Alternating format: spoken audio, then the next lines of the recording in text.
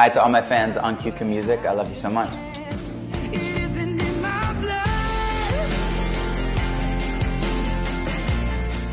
What's up? I'm in Shanghai right now for the very first time in Shanghai. Let's go. I'll see you in a couple of days, I think. I love you. I didn't know what to expect, honestly, from Shanghai, but it's beautiful. There's so many trees everywhere. The streets are, sometimes it feels like you're kind of in Brooklyn, New York, actually. There's like these little streets that are so beautiful, and then you turn a corner and it feels like you're in London, England. It's a really amazing city. Yeah, I'm so impressed, yeah. Yeah, we went one night and I had some Chinese food and it was super spicy. My stomach was hurting at 3 in the morning. I think that I just wanted to remember that.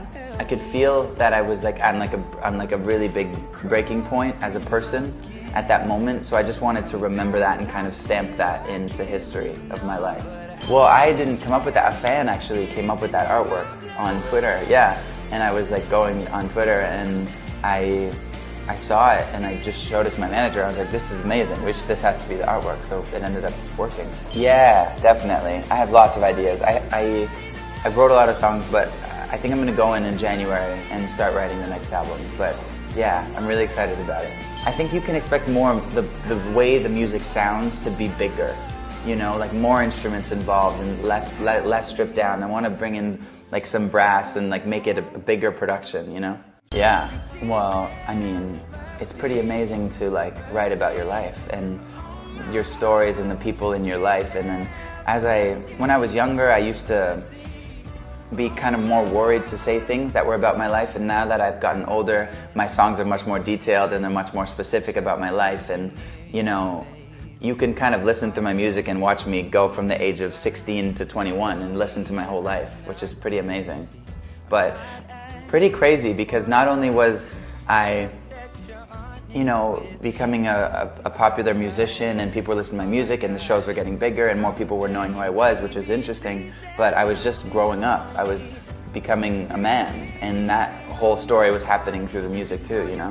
The first day. Because I think like when I was 15 and I wrote my first song and I was like started singing and putting my stuff online, I didn't look backwards. It was kind of like, this is what I'm gonna do, this is what I want to do.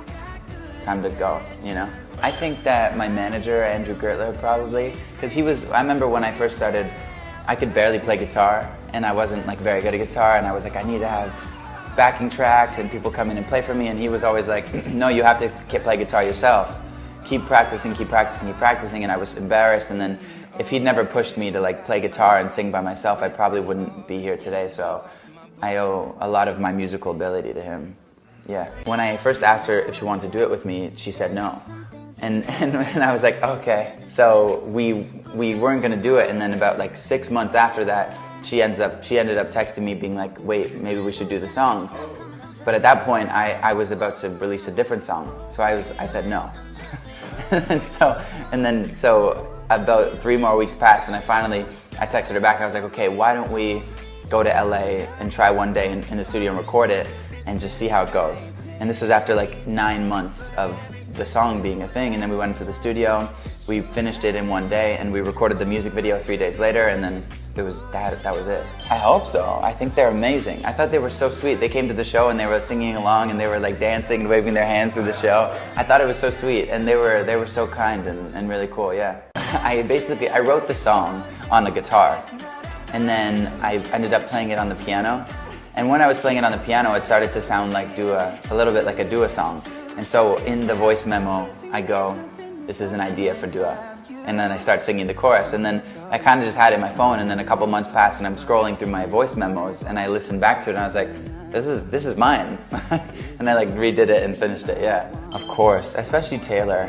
She was so good at connecting with the crowd and speaking to the crowd and not making it feel like it was her and then you guys were watching her, but making it feel like you guys were together. And I think that's the most important thing when you're a performer, is being on stage and being connected to the crowd and not being just a performer, you know what I mean? And yeah, I learned a lot from her. I just want to say that I'm so excited to be here right now. I've been waiting to come to Shanghai for a long time and I'm excited to play for you guys tonight, and I'll be back soon. I love you.